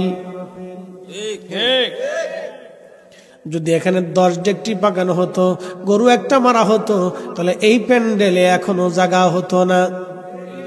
তার মানে তারা সুবিধাবাদ জিন্দাবাদ। চিন্তা করলো তাবারুক বামু মাহফিল শুনবো, কলাও বেসবো, রথও দেখবো। আর আপনারা যারা বসে আছেন তাদের একটাই চিন্তা, কিছু থাক বা না থাক, অন্তত আল্লাহর জান্নাতের বাগানে বসে ও শুনে দোয়া করে তারপরেই আসবো। তার মানে আপনাদের চিন্তা ফ্রেশ আল্লাহর জন্যে, তার রসুলের গোলামির জন্যে, অন্য কোনো চিন্তা ভাবনা যেখানে নাই, সব আল্লাহর জন্যে, আল্লাহর জন্যে। আর আল্লাহ আপনাদের জন্য সংবাদ দিয়ে কোরআনে বলে দিলেন, ওয়াবাশশিরিস সাবিরিন। আপনারা পরীক্ষায় পাস, পরীক্ষায় পাস। একবার জোরে বলা যাবে কে মারহাবা। সবরকারীদের জন্য আল্লাহর পক্ষ থেকে সুসংবাদ। কিসের? ক্ষমা এবং জান্নাতের। ক্ষমা এবং জান্নাতের সুসংবাদ। আমরা চলে যাব কার কাছে? একসাথে বলেন, কার কাছে? এখানে 100 বছর বয়সী কেউ বেঁচে আছে? এখন 100 বছর বয়সী কেউ আছে? নাই। এর অর্থ হলো 100 বছর আগে যারা এই অঞ্চলে ছিল আজকে সবাই মাটির নিচে। 100 বছর পরে আমরা এখানে যারা বসে আছি সবাই কোন জায়গা? মাটির নিচে। এটা চিরসত্য, ইউনিভার্সাল ট্রুথ, ইউনিভার্সাল ট্রুথ, চিরন্তন সত্য। এটা ঠিক এটাই হবে, মাটির নিচে। নবীজি বললেন, সাহাবীরা রে, কবরের ভিতরে কঠিন আযাব হচ্ছে 2টা কারণে। একটা চগলখুরি করার জন্য। চগলখুরি বুঝছেন নি? একজনের দোষ আর একজনের কাছে বইলে বইলে ভেজাল বাড়ায়। আছে না এরকম কিছু মানুষ? আহা, অসুস্থ আত্মা। যারা বলেন কি আত্মা? অসুস্থ আত্মা। দেখবেন চার দোকানে বসলি, হেতা বলো না, হেতার মেয়ে এমনে চলে, হেতার বউ এমনে চলে, হেতার মা এমনে চলে, হেতায় নিজে এমনে চলে, হেতা এটা করে, হেতায় সেতা করে, সব ভালো খালি নিজে। আসেন এরকম কিছু লোক? একবার বিরাট বড় বুজুর্গ আলাইহিস সালাতু ওয়াস সালাম, শয়তানের খালাতো ভাই। কি কথা কন না কেন? শয়তানের খালাতো ভাই। সব তো সার মানসিক, সব খালি উনি ভালো। বসে বসে সার দোকানে খালি হেথা বলে না, হেতার বউ আপনি যায়। আরে বেটা, অন্য বেটার বউর প্রতি তোমার নজর যায় কেন? কি কথা কন না কেন? আমি একদিন ওয়াজ করতে গেছি গোপালগঞ্জ। কোন গঞ্জ?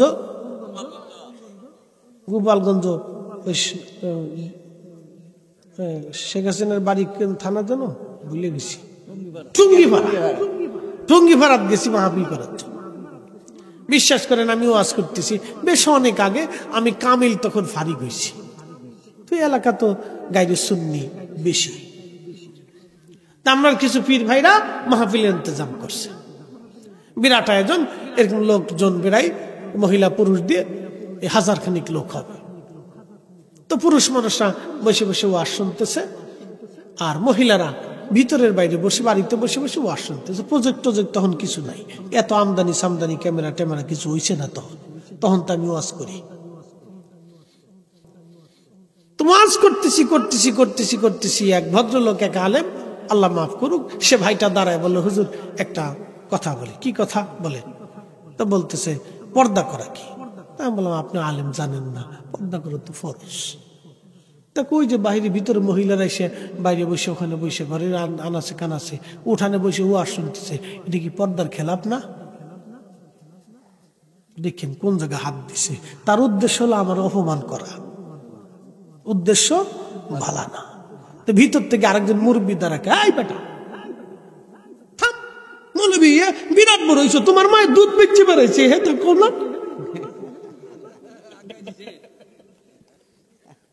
গেছে না ইজ্জত। আরেকজনের দ্বারা খাই বেটা থাম, আমরা এতগুলো পুরুষ এইখানে বসে রয়েছি, আমরা নজর বেডিকার দিকে যাই না, তুমি হুজুর মানুষ এই বেডিকার দিকে নজর গেল কে? কি কথা কন না কে? হইছে না? আর একটু আরো পার্সেন্ট পেয়ে গেছে। আর আমার আর কথা কর দরকার আছে? আমি চুপচাপ বয়ে রয়েছি। তো কার বউ কেমনে যায়, কার মেয়ে কেমনে যায়, হেতা চার দোকানে বইয়ে বইয়ে ফেসাল পারে, তার মানে তার চোখ ভালো না, হেতে নিজেই খারাপ, শয়তানের খালাতো ভাই। কথা কন না কে? ঠিক কিনা? অসুস্থ। যারা বলেন কি অসুস্থ, সার্টিফিকেট দিয়ে দিলাম অসুস্থ। প্রিয় উপস্থিতি, মনোযোগ দিবেন। চগলখুরির কারণে কবরের মধ্যে কঠিন আযাব হবে। আরেকটা আযাব হবে কবরের মধ্যে পেশাব করার পরে ঢিলা কুলুপ ব্যবহার না করলে। পায়খানা পেশাব করার পরে যারা ঢিলা কুলুপ করে না এবং পর্দা করে না, দেখবেন অনেকে আছে সেন্ডা খুলে সেলা মেশিন স্টার্ট করে দেয়। এই বলাবান তোরা আসিস না, তোরা কিন্তু এই কোম্পানির 1 নম্বর সদস্য, খালি দাঁড়ায় দাঁড়ায় ঘুরায় মতোস। একজন ঘুমাই পড়ছে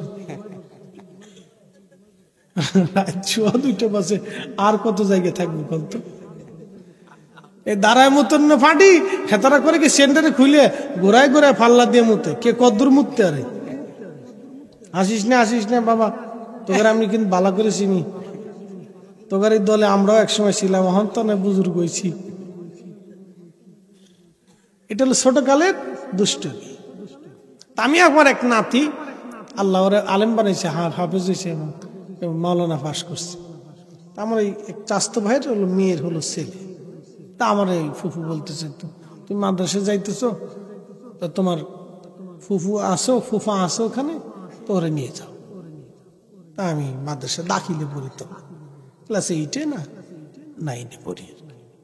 তোরে ধরে নিয়ে গেলাম, চলো নাতি, নানা নাতি দুজনে হাঁটতে হাঁটতে হাতে হাফ প্যান্ট পরে। তো মাদ্রাসা নিয়ে গেছে, আগে তো যে মাটি দিয়ে ডিলা বানাইতো না, অত কত টিস্যু ফিসু হয়েছে, কত আরাম। আর আগে মাটি মাটি মাটি, বাপরে বাপ, মাটি দিয়ে ডিলা কুলুক করতাম। তা আমি চিন্তা করলাম যে আমি তো কুলুক করবো, তো নাতির একটু শিখিয়ে দিই। তা আমি একটা কুলুক লইছি, নাতির একটা দিয়ে বললাম, নাতি কুলুক করা লাগবে। তা আচ্ছা করবো না। তা আমি একটা কুলুক নিয়ে এ পেশাব করিয়া একটু হাঁটাহাঁটি করতেছি, তখন দেখি নাতি সেন্ডা খুইলে শ্যালো মেশিন স্টার্ট করছে।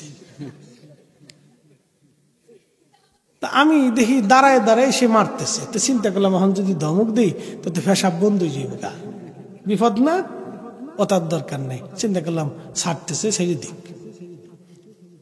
তো যাই হোক, কিছুক্ষণ পরে দেখি নাতি বা মাত্রে এমনি আগায় ধরে রাখছে। কি ব্যাপার, পেশাব করে বলা, তা হাত সামনে কে? মানে আমি একটু ফুসি দিয়ে দেখি যে কুলুকটারে পেশাবের আগে এমনি সামনে ধরে রাখছে। নানা করো কি? নানা কুলুক করতেছি, কুলুক। নানা কুলুক করি, কুলুক। আমি কি আরো ইজ্জত পাইয়ে ফেলাইছি রে কুলুক। কুলুক করা রাসূল কারীমের এত বড় সুন্নাহ, ফরজ না, কিন্তু আপনি যদি না করেন কবরের ভিতরে সবচেয়ে কঠিন আযাব হবে। এই কারণে কুলুক করা যাবে নি? বলেন না, কুলুক করা যাবে? পেশাব করার পরে এই টিস্যু মিশু 2-4টা পকেটে রেখে দেবেন। পেশাব করার পরে কুলুক করবেন, পবিত্র থাকবেন, পাক থাকবেন। আল্লাহ কি? পাক। জোরে বলেন, আল্লাহ কি? পাক। নবী কি? পাক। আল্লাহ কি? পাক। নবী কি? পাক। আল্লাহ এবং তার রাসূল পাক ছাড়া কবুল করে না। মনে রেখে, পাক ছাড়া তাদের কাছে কোনোটা মঞ্জুর হবে না। পাক থাকতে হবে, পবিত্র থাকতে হবে সবসময়। উপস্থিতি হাজিরিন, কবরে ভয়াবহ কঠিন জায়গা, কঠিন পরিস্থিতি। কবরের দুটি কথা বলি চলে যাব। অবশ্যই তো আমরা কবরে চলে যাব একদিন, কবরে যেতেই হবে একদিন। কবর থেকে সারা পাওয়ার আর কোনো রাস্তা আমাদের নাই। বেলাববাসী, আমাদের আগে বহু মানুষ কবরে চলে গেল।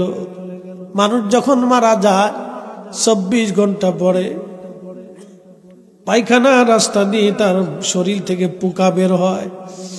মানুষ, এই দেহ নিয়ে, স্বাস্থ্য নিয়ে আমাদের কোনো অহংকার নাই রে বাবাজি। মনে রাখবেন, সারা জীবন কত খাবার আমরা খাইছি দেহ তাজা করার জন্য, কিন্তু রুহু তাজা করার জন্য আমরা জিকিরও করলাম না, দুরুদও পড়লাম না, নামাজও পড়লাম না, রোজাও রাখলাম না, তাহাজ্জুদও পড়লাম না, আল্লাহর ইবাদতও করলাম না। আমরা রুহু তাজা করি নাই, খালি দেহ তাজা করছি, দেহ তাজা করছি, দেহ তাজা করছি। এজন্য অলিরা দেহ মারিয়া রুহু তাজা করত, অলিরা দেহ মেরে রুহু তাজা করত। কথা ঠিক কিনা? আমরা সারা জীবন শুধু দেহ তাজা করছি, ভালো ভালো খাবার খেয়েছি, পুষ্টিকর খাবার খেয়েছি। ডাক্তার বলে পুষ্টিকর খাবার খাবেন, ফল ফ্রুট খাবেন, তাজা তাজা শাকসবজি খাবেন, ছোট ছোট মাছ খাবেন, তেলের জিনিস খাবেন না, বাচ্চা কুচ্চা খাবেন, বাচ্চা কুচ্চা খাবেন। কেন খাবেন? শরীর ভালো থাকবো, তাজা থাকবো। আমরা দেহ তাজা করছি, কিন্তু রুহু তাজা করি না। আমাদের দেহ দিয়ে কি আল্লাহর কোনো কাজ আছে? না। আমাদের রুহুর সাথে আল্লাহর কথা, আমাদের কথা হচ্ছে আল্লাহর রুহের সাথে। আপনাদের সামনে কথা বলতেছে রুহু, আমি না, আমার এই বডি না, এই রুহু কথা বলতেছে, ভিতরের জন কথা বলতেছে, উনি বলতেছে। উনি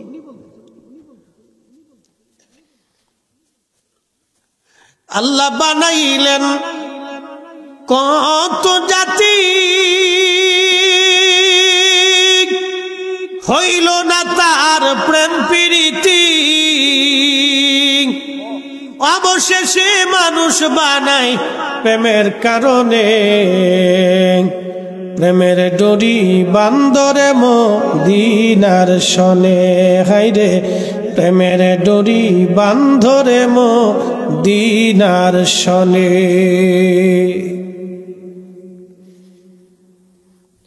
হাজিরিন বেলাবোবাসী, কবরের দেশে বড় কঠিন জায়গা। আল্লাহ আল্লাহ আল্লাহ, দেহর ভিতর থেকে পচা দুর্গন্ধ বের হতে থাকবে মাত্র 24 ঘন্টায়। ছেলে বলেন, মেয়ে বলেন, আত্মীয় স্বজন বলেন, কেউ আপন হবে না সেই দিন। সবাই শুধু বলবে তাড়াতাড়ি কবরে পাঠাও, তাড়াতাড়ি কবরে পাঠাও। আপনাকে যে চাদর দিয়ে, বিছানার চাদর দিয়ে ঢেকে রাখা হবে, আপনার সন্তানরা ওই বিছানার চাদর আর কোনোদিন বিছানায় পাতবে না, ভয় পাবে। বাবার মৃতদেহ এই চাদরের মধ্যে ছিল, এটা বিছানায় লাগানো যাবে না, এটা ঘরের এক কোণার ভিতরে রেখে দিবে, না হয় ফেলে দিবে। বাস্তবতা থেকে বুঝে যান, চির সত্য থেকে বলতেছি। আপনার এই গায়ের চাদরটা দিয়ে আপনাকে ঢেকে রাখবে, চাদরটা ছেলেরা হয় ফেলে দিবে, আর না হয় ধুয়ে আলমারির এক কোনায় ফেলে রাখবে। ওটা বিছনায় বিছাবে না, কোনো ছেলেও গায়ে দেবে না। ভয় পাবে যে বাবার মৃত দেহর সাথে চাদরটা লেগেছিল। কি চরম সত্য এটা। আপনার কেউ আপন না, আপন যিনি হবে তিনি আল্লাহ এবং তার নবী। গোলামি করলে আল্লাহ তার রাসূল একটাই করে যেতে হবে। খুশি করলে পৃথিবীর সবকে বেজার করে ওনাদেরকে খুশি করতে হবে। সন্তান বেজার হয়ে যাক, আল্লাহকে খুশি করতে হবে। স্ত্রী বেজার হয়ে যাক, আমার রাসূলকে খুশি করতে হবে। কথা বলেন ঠিক না? এর থেকে চরম বাস্তবতা আর পৃথিবীতে কিছু নেই। সবাইকে বেজার করেন, আল্লাহ তার রাসূলকে খুশি করেন। পৃথিবীর সবাই বেজার হয়ে যাক, কিচ্ছু আসে যায়। বেলাবুবাসী, কবরে নামানোর পরে সেই দিন বড় একা আপনি। প্রিয় নবীজি কবরে নামানোর আগে সাহাবীদের ব্যাপারে নবীজি বলতেন, দেখো সে কোনো ঋণ আছে কিনা। যদি দুনিয়াতে ঋণ থাকে কি পরিমাণ আছে। হুজুর ইয়া রাসূলুল্লাহ, এই পরিমাণ ঋণ আছে। কে কে ঋণ পায়? অমুক অমুক পায়, ডাকো তাদেরকে। নবী বলতেন, তোমরা কি ক্ষমা করছো? কেউ করতো, কেউ করতো না। ধনী ধনী সাহাবীদেরকে ডেকে বলতেন, সাহাবীরা তোমরা কিছু কিছু দিয়ে তোমার ভাইয়ের ঋণ পরিশোধ করে তারপরে কবরে পাঠাও। যারা দোকানে বাকি খান, অন্যের টাকা মেরে খান, ঘুষের কারবারি করিয়া গরিব মানুষের চোখের পানি ঝরান, বিচার করতে যে চোখ টিভি দিয়ে টাকা নিয়ে অন্যের পক্ষে রায় দিয়ে দেন, তারা ভালো করে শুনে যান। কবর বড় কঠিন জায়গা, এখানে কারো খাতির হবে না, কারো খাতির হবে না। নবী বলতেন, উম্মত রে তার ঋণ মওকুফ করে কবরে পাঠাও, কারণ আল্লাহর তার সাথে আল্লাহর যে লেনদেন আছে, আল্লাহ ইচ্ছা করলে ক্ষমা করবে, কিন্তু বান্দার লেনদেন আল্লাহ মাফ করবে না। এই জন্য আমাদের দেশে যারা অর্থ চুরি করে, গরিবের হক নষ্ট করে, যারা কোটি কোটি টাকার মালিক হয়ে আজকে ওই বেগম পাড়া, ওই সুইজারল্যান্ডের সুইস ব্যাংকে, বিদেশের বিভিন্ন জায়গায় টাকা পাচার করে দিয়ে ভাবতেছে আমরা বুঝি অনেক বড় সুখে থাকবো। না, কবর আগামী দিন অপেক্ষা করতেছে। বাংলার আদালত থেকে, পৃথিবীর অন্য সব আদালত থেকে নিষ্কৃতি পাবেন, কিন্তু কবরের আদালত থেকে নিষ্কৃত পাওয়ার কোনোই সুযোগ নাই। কথা বলে ঠিক কিনা? কোনো রাস্তা নেই, কোনো রাস্তা নেই, কোনো রাস্তা নেই, রাস্তা বন্ধ। আল্লাহর নবী বলতেন, সাহাবীরা ঋণ মওকুফ করে কবরে নামাও। আমার কোন সাহাবীকে ঋণ দিয়ে কবরে নামায়ও না, আমার কোন উম্মতরে ঋণ দিয়ে কবরে নামায়ও না। ঋণ মওকুফ করে কবরে নামাও, ঋণ মওকুফ করে কবরে নামাও। কবরে নামানো হলো 17 দিনের মাথায় পেট ফেটে সমস্ত শরীর থেকে গোশতগুলি বিচ্ছিন্ন হয়ে যাবে হাড় থেকে।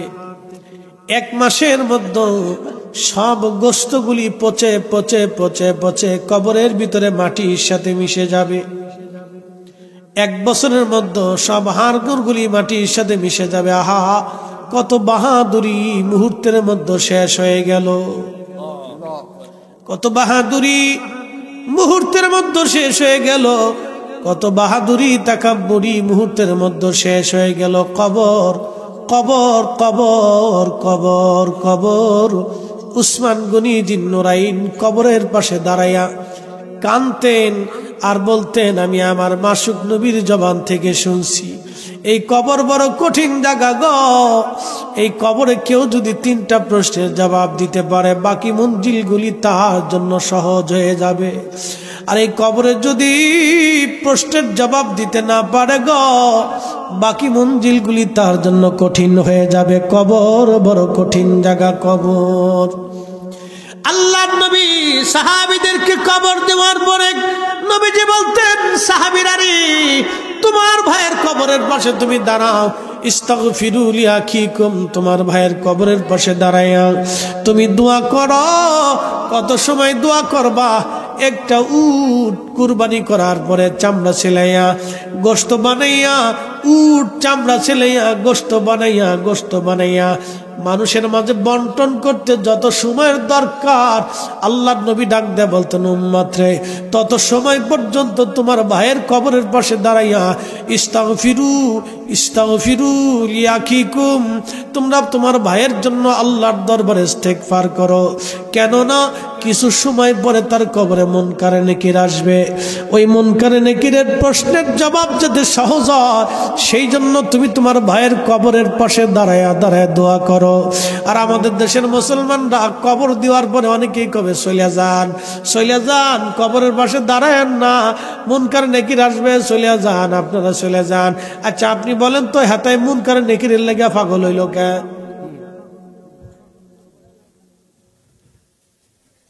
মুনকার নেকির লেগে হেতা পাগল হয়েছে কে? আল্লাহর নবী বললেন, তোমার ভাইয়ের কবরের পাশে দাঁড়াও, মুনকার নেকির আসবে, প্রশ্ন করবে, যাতে সওয়াল জবাব সহজ হয়ে যায়, সেই জন্য দোয়া করো, ইস্তিগফার করতে থাকো। একসাথে বলা যাবে না আল্লাহু আকবার। জিন্দেগি তোর যাইরে ফাঁকি দিয়া রে সোনার আদম, জিন্দেগি তোর যাই ফাঁকি দিয়া। ও আদম রে,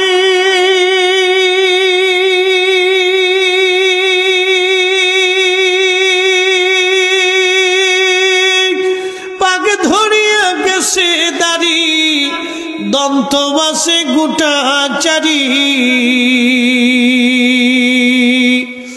সমন জারি গিয়াছে করিয়া রে সোনার আদম, জিন্দেগি তোর যাই ফাঁকি দিয়া। জিন্দেগি তোর যাই রে ফাঁকি দিয়া রে সোনার আদম, জিন্দেগি তোর যাই ফাঁকি দিয়া। ও আদম রে, পাগ ধরিয়া কামিনীর ওই কোলেতে কাল ঘুমেতে রইলি তুই, সারা নিশি কাটাইলি তুই ঘুমাইয়া রে সোনার আদম, জিন্দেগি তোর যাই ফাঁকি দিয়া।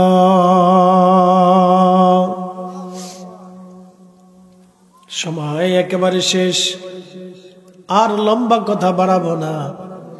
কবর বড় কঠিন, একদিন কবর থেকে আল্লাহ উঠাবে। ওয়া ইদাল কুবুরু বুসিরাত, কবরগুলি যখন উদ্দোলিত হবে, কবর থেকে মানুষ উঠে হাসরের ময়দানের দিকে ধাবিত হতে থাকবে, দৌড়াইতে থাকবে, হাসরের মাঠের দিকে মানুষ দৌড়াইতে থাকবে। হাসরের মাঠের দিকে মানুষ দৌড়াইতে থাকবে। সেই দিন কত বড় হবে, সূর্যটা মাথা বরাবর আসবে 1.5 থেকে 2 কিলোমিটার মাত্র উপরে। বর্তমান যে সূর্য আপনি আকাশে দেখেন, এই সূর্যের উত্তাপ হলো 200 কোটি ডিগ্রি সেলসিয়াস। 200 কোটি ডিগ্রি সেলসিয়াস। মাত্র 13,000 ডিগ্রি সেলসিয়াস তাপমাত্রা একটা লোহা গলে পানির মতো নরম হয়। একটা লোহা গলে পানির মতো নরম হয় 12 থেকে 13,000 ডিগ্রি সেলসিয়াস তাপমাত্রায়। সূর্যের উত্তাপ 200 কোটি ডিগ্রি সেলসিয়াস। পৃথিবীর 13 লক্ষ পৃথিবী এক জায়গা করলে যত বড় হবে, একটা সূর্য হবে তত বড়। এই সূর্যের ভিতরে প্রত্যেক দিন ঘন্টায় 1 লক্ষ কিলোমিটার বেগে আগুনের ঝড় হতে থাকে। সূর্যের জ্বালানি আল্লাহর ফেরেশতারা দিতে থাকে, জ্বলতে থাকে। কোটি কোটি বছর ধরে সূর্যটাকে আল্লাহ জ্বালায় রাখলেন পৃথিবীতে আলো দেওয়ার জন্যে। যদি একটা 6 মাসের জন্য পৃথিবীতে আলো আল্লাহ বন্ধ করে দেন, পৃথিবীর এমন কোন শক্তি নাই সূর্যটাকে আবার উঠায় দিবে। আমার মালিক আমার রব ওই সূর্যটাকে উঠায় দেন, আবার ডুবায় দেন, আমাদেরকে আলো দেন, আবার অন্ধকার দেন। রাত দিয়ে পৃথিবীটাকে নিরিবিলি বানাই আল্লাহ আপনার একটা ঘুম পাড়ান। এই সারা রাতের ঘুমের মাধ্যমে আপনার ক্লান্তি দূর হয়ে আবার সকালবেলা থেকে কাজের অনুপ্রেরণা আল্লাহ যোগায় দেন। আপনি যদি না ঘুমাইতেন, আল্লাহ আপনার অসুস্থ হয়ে পড়তেন, আপনি ব্রেন অসুস্থ হতো, শরীরের অসুস্থতা বাড়তো, আল্লাহ আপনার ঘুম পাড়ায় দেন। ঘুম নামক নিয়ামত আল্লাহ দিয়েছেন। এই সূর্যটাকে ডুবাই দিয়ে আল্লাহ আপনার ঘুমের জগতে নিয়ে গেলেন, আরাম দিয়ে দিলেন। ও বেলাবর মুসলমান, খুব মনোযোগ দিয়ে কথাগুলি শুনবেন। এই সূর্যটা 200 কোটি ডিগ্রি সেলসিয়াস তাপমাত্রা। আর শামসু ওয়াল কমারু বিহুসবান, আল্লাহ বলেন এই সূর্য এবং চাঁদ আমি আল্লাহর নির্দিষ্ট কক্ষপথে চলতে থাকে। চাঁদ সূর্যের কক্ষপথে যায় না, সূর্য চাঁদের কক্ষপথে আসে না। যার যার ঠিকানায়, যার যার পথে নির্দিষ্ট স্থানে সেই সেই চলতে থাকে। হয়ে গেল না? জোরে বলবেন। যার যার পথে সেই সেই চলতে থাকে, কেউ কারো পথে যায় না। সূর্য আল্লাহর আইন মেনে চলে। আল্লাহ যতটুকুন আলো দিতে বলে আলো ততটুকুনি হয়। সূর্য যখন বেশি পরিমাণে উত্তপ্ত হয়, আমার আল্লাহ পাকের রহমতের ফেরেশতারা সূর্যের উপরে বরফ নিক্ষেপ করে করে সূর্যটাকে আমার আল্লাহ ঠান্ডা ঠান্ডা বানায় দেয়। একবার জোরে বলা যাবে কি আল্লাহু আকবার? মুসলমান, খুব মনোযোগ দিয়ে কথাগুলি শুনবেন বাবাজি। এই সূর্যটা হাসরের ময়দানে মাথার উপরে থাকবে। মানুষের শরীর পুড়ে যাবে না, ঝলসে যাবে না, ধ্বংস হয়ে যাবে না। আল্লাহ হাসরের ময়দানে মানুষের শরীরের চামড়া ওইভাবেই বানাবে, কিন্তু প্রচন্ড উত্তাপে গরমে ঘাম বেড়ায় বেড়ায় বেড়ায় বেড়ায় একবারে কারো বুক পর্যন্ত, কারো থুতনি পর্যন্ত একবারে ঘামে ডুবে যাবে। এত পরিমাণে উত্তপ্ত গরম, মানুষের তৃষ্ণায় জিহ্বা বের হয়ে কুকুরের জিহ্বার মতো ঝুলতে থাকবে। হাউজে কাউসারের পানি ছাড়া আর কোনো পানি সেই দিন থাকবে না। ইন্না আ'তাইনাকাল কাউসার, নবী গো আমি আল্লাহ আপনাকে হাউজে কাউসারের মালিকানা বানাই দিলাম। উম্মতকে জানাই দেন ফাসাল্লি রাব্বিকা ওয়ানহার। হাউজে কাউসার যদি পাইতে হয় উম্মতকে বলেন নামাজে দাঁড়াইতে হবে, উম্মতকে বলেন রাহিলিল্লাহ আল্লাহর জন্য কুরবানি করতে হবে। একবার জোরে বলা যাবে কি ইয়া রাসূলুল্লাহ? বুঝতে কি অসুবিধা হয়? না। কি পড়া লাগবে? নামাজ। জোরে বলেন কি পড়া লাগবে? ওই দিন হাউজে কাউসারের পানি পাইতে হলে কি করতে হবে? নামাজে দাঁড়াইতে হবে। নামাজে নামাজে নামাজে দাঁড়াইতে হবে। আল্লাহ নবী ডাক দিয়ে বলেন সাহাবীরা রে, হাউজে কাউসারের পানি মধুর চাইতে মিষ্টি হবে, দুধের চাইতে সাদা হবে, বরফের চাইতে ঠান্ডা হবে। আমি একদিন খুব চিন্তা করলাম, আল্লাহ বরফের চাইতে নবী ঠান্ডা বললেন কেন? আল্লাহ ওই দিন ঠান্ডা পানি খাওয়ানোর কি দরকার? এবছর হজে যায় বুঝছি ঠান্ডা পানি কেন দরকার। হজে যেয়ে বুঝছি। বলে কারণ কি? প্রচন্ড গরম। আল্লাহু আকবার। বিশ্বাস করে আমরা আগের দিন সন্ধ্যাবেলা রওনা দিছি আরাফা থেকে মুজদালিফায় হেঁটে হেঁটে হেঁটে হেঁটে আসতেছি, তখন রাত। বাপরে বাপ, সেই রাতেও একটার পর একটা পানি। আচ্ছা, মুজদালিফায় আসলাম, রাত্রি কিছু সময় যাপন করলাম এখানে, এশা এবং মাগরিব একসাথে আদায় করলাম। মুজদালিফায় ফজরের নামাজ পড়ে আবার রওনা করলাম, হেঁটে হেঁটে হেঁটে হেঁটে হেঁটে হেঁটে হেঁটে হেঁটে মিনার পাশ দিয়ে জমারাতে আসলাম, শয়তানরে পাথর মারার লেগে। একসাথে বলবেন আল্লাহু আকবার। কারে পাথর মারবো? শয়তানরে। সবাই খুব জলুস নিয়ে হাইটে আসতি, পার চলে না, পার চলে না। একটার পর একটা পানি, একটার পর একটা পানি। এরপরে সূর্য উঠতে লাগলো। আরবের সূর্য তো বুঝতেই পারতেছে, যত উড়ে তত তাপ, যত উড়ে তত তাপ। শয়তানরে পাথর টাথর মাইরে যখন আসলাম, তখন তার কোনো গাড়ি নেই, হাইটে আসতে হবে হেরেমে। আবার হাঁটা শুরু করলাম। বাপরে বাপ, যত উড়ে তত তাপ, যত উড়ে তত তাপ। হাঁটতে হাঁটতে হাঁটতে হাঁটতে হাঁটতে একটার পর একটা পানি, একটার পর একটা পানি। তখন বুঝছি যে ঠান্ডা পানি কেন দরকার। আল্লাহ কেন হাউজে কাউসারের পানিটাকে ঠান্ডার কথা বলেন নবীজি, যে বরফের চাইতে বেশি ঠান্ডা হবে সেই পানি। কেন? হাসরের ময়দানে মানুষের কলিজা শুকিয়ে যাবে, তখন এই বরফের মতো ঠান্ডা পানি খাওয়ার সাথে নবী বলেন আমি এক পেয়ালা হাউজে কাউসারের পানি পান করাই দিব, জান্নাতে যাওয়ার আগ পর্যন্ত পানি তৃষ্ণাই আসবে না। সুবহানাল্লাহ।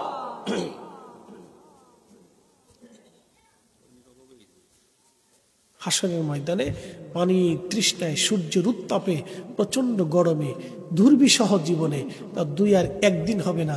সেই দিনের দিনটা কত বড় হবে তাও আল্লাহ কোরআনে বলে দিলেন। তারুজুল মালাইকাতু ওয়ার রূহু ইলাইহি ফি ইয়াউমিন কানা মিকদারুহু 50 আলফ সানা। দুনিয়ার 1 সেকেন্ড করে 60 সেকেন্ড 1 মিনিট, 1 মিনিট করে 60 মিনিট 1 ঘন্টা, 1 ঘন্টা করে আপনার 24 ঘন্টায় দিন ও রাত, 24 ঘন্টায় দিন ও রাতের 365 দিনে 1 বছর, 1 বছর করে 50,000 বছর পার হইলে 50,000 50,000 50,000 বছর পার হইলে যত বড় হাসরের একটা দিন হবে তত বড়, একটা দিন হবে তত বড়, একটা দিন হবে তত বড়। উপায় নাই রে, উপায় নাই রে, উপায় নাই, উপায় নাই রে, উপায় নাই রে, উপায় নাই। দয়াল নবীর চরণ বিনে উপায় নাই, দয়াল নবীর কদম বিনে উপায় নাই। কথা বলেন ঠিক কিনা? সেই দিন বড় কঠিন, নবীজির চরণ মোবারক ছাড়া আর উপায় হবে না। আল্লাহর নবী বলে দিলেন উম্মত কিয়ামতের ময়দানে তোমরা কি আমার কাছাকাছি কি তোমরা থাকবা? সাহাবীরা বলেন বালা ইয়া রাসূলুল্লাহ, আমরা কিয়ামতে আপনার কাছাকাছি থাকতে চাই। নবী বললেন যদি কাছাকাছি থাকতে চাও তাহলে বেশি পরিমাণে আমার জন্য দুরূদ পাঠাও, দুরূদ পাঠাও, দুরূদ পাঠাও, দুরূদ পাঠাও। একসাথে বলেন আল্লাহু আকবার। কি পাঠাও? কি পাঠাও? তাহলে ঘরে ঘরে মিলাদ শরীফের ইন্তজাম করার দরকার। কথা ঠিক কিনা? ঘরে ঘরে নবীর মিলাদের দরকার, কারণ ঘরে ঘরে মিলাদ চালু থাকলে নবীর দুরূদ চালু থাকবে। কথা বলেন না কেন? ঠিক কিনা? নবীর দুরূদ সালাম চালু রাখতে হলে ঘরে ঘরে মিলাদ চালু রাখতে হবে। যারা বেদাত বেদাত করে চিৎকার করে ও চিৎকার পরে পরে গলা শুকাই ফেলা সাথে আমরা দেখার টাইম নাই। আমরা সুন্নিরা যতদিন বেঁচে থাকবো নবীর দুরূদ সালামকে জমিনে চালু রাখার জন্য ঘরে ঘরে নবীর মিলাদ দিব। কথা বলেন ঠিক না বেটে? এই হাত উঁচা করে বলেন রাজি আছি না নাই? তাকবীর, আল্লাহু আকবার, নারায়ে রিসালাত, ইয়া রাসূলুল্লাহ, আহলে সুন্নাত ওয়াল জামাত জিন্দাবাদ, জিন্দাবাদ।